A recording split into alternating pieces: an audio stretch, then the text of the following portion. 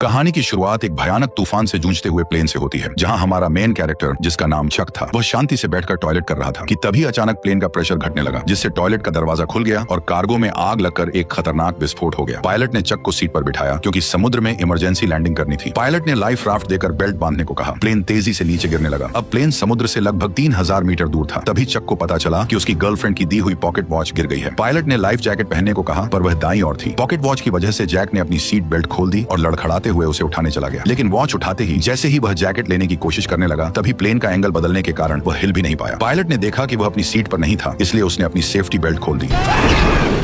तेज झटकों से पायलट बुरी तरह घायल हो गया। पायलट ने प्लेन को समुद्र की सतह पर धीमी गति से टच कराया, लेकिन गलत लैंडिंग से पानी केबिन में भर गया। सेफ्टी बेल्ट न बंधे होने की वजह से चक की जान बच गई। तभी अचानक प्लेन का ऊपरी हिस्सा फट पड़ा और समुद्र का पानी प्लेन के अंदर भरने लगा। लेकिन किस्मत से चक के हाथ में इन्फ्लेटेबल राफ्ट था, पर जैसे ही उसने उसे खोला, तभी अचानक राफ्ट से जुड़ा हुआ हिस्सा प्लेन में फंस गया। डूबता हुआ एरोप्लेन चक को राफ्ट के साथ नीचे खींचने लगा, पर चक की किस्मत अच्छी थी क्योंकि राफ्ट से जुड़ी हुई रस्सी अचानक टूट गई और इस तरह लाइफ राफ्ट ने उसे खींचते हुए मौत के मुंह से बाहर निकाल लिया। आखिरकार चक सही सलामत समुद्र की सतह तक पहुंच गया। उसने अपनी पूरी ताकत लगाकर राफ्ट पर चढ़ने की कोशिश की और मरते दम तक राफ्ट के किनारे को कसकर पकड़े रहा, लेकिन वह धीरे धीरे उस इंजन की ओर बहने लगा जो अभी भी चल रहा था। पीछे खतरा देखकर उसने तुरंत आंखें बंद कर ली। तभी इंजन में आग लग गई और विस्फोट की लहर ने उसे उछालकर फिर से समुद्र में गिरा दिया। पूरा प्लेन एक जोरदार ब्लास्ट के साथ धीरे धीरे समुद्र में डूब गया, लेकिन खतरा अभी टला नहीं था। चक को न केवल समुद्र की तेज आंधी तूफान का सामना करना पड़ा, बल्कि एक के बाद एक उठती विशाल लहरों को भी झेलना पड़ा। वह बस लाइफ राफ्ट की रस्सी को कसकर पकड़े रहा। इसी तरह पता नहीं कितनी देर बीत गई और अचानक लाइफ राफ्ट की हवा निकल गई। तेज चट्टानों ने उसे फाड़ दिया। इसका मतलब था कि वह आखिरकार किनारे पर पहुंच गया था। वो अपनी आखिरी ताकत जुटाकर लाइफ राफ्ट को घसीटते हुए किनारे तक लाया। अगली सुबह जब धूप उसके चेहरे पर पड़ी, तब उसे महसूस हुआ कि वह जिंदा है और छोटे से आइलैंड पर बहकर आ गया है। लेकिन मौत के मुंह से बच निकलने के बाद भी उसे कोई राहत नहीं मिली, क्योंकि वह नहीं जानता था कि इस अनजान जगह पर उसे कौन कौन सी खतरनाक चीजों का सामना करना पड़ेगा। वह चलते चलते प्लेन से बिखरी हुई चीजें उठाता गया और आइलैंड के अंदर अपने ही जैसे लोगों की खोज शुरू कर दी। लेकिन जब उसने चारों ओर नजर डाली, तो उसका स्वागत केवल कभी खत्म न होने वाले सन्नाटे ने किया। इससे यह साफ था कि वो एक ऐसे आइलैंड पर फंस चुका था जो दुनिया के नक्शे पर भी नहीं था।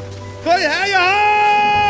यहाँ फंसकर मर ना जाए, इसलिए उसने खुद को बचाने के लिए तरह तरह के उपाय सोचने शुरू कर दिए। लेकिन इस समय उसके पास समुद्र तट पर हेल्प का निशान लिखने के अलावा कोई कारगर तरीका नहीं था। जल्दी ही रात का अंधेरा छा गया और वह अब भी उम्मीद कर रहा था कि कोई गुजरती हुई नाव उसे देख ले। लेकिन जैसे जैसे रात होती गई, उसकी उम्मीदें भी धीरे धीरे चारों ओर के सन्नाटे की वजह से डर में बदलती गई। वह जंगल के बेहद खतरनाक जीवों की आवाज सुनकर लगातार डर से कांपता रहा। अगले दिन उसने इकट्ठा की गई चीजों से एक काम चलाओ रेस्टिंग प्लेस बनाया और प्लेन से निकले सामान की जांच शुरू कर दी। अब उसके पास उसकी गर्लफ्रेंड द्वारा दी गई एक पॉकेट वॉच के अलावा और कुछ भी काम का नहीं बचा था। अपनी गर्लफ्रेंड के साथ बिताए पलों को सोचते हुए उसे इस प्लेन में आने का और भी ज्यादा पछतावा हुआ। दरअसल केली के बिजनेस ट्रिप पर जाने से पहले उसने चक को एक पॉकेट वॉच दी थी, ताकि क्रिसमस पर लौटते ही दोनों एक दूसरे से शादी कर लें। लेकिन एक अचानक हुई विमान दुर्घटना ने इस शादी को यहीं पर रोक दिया। जब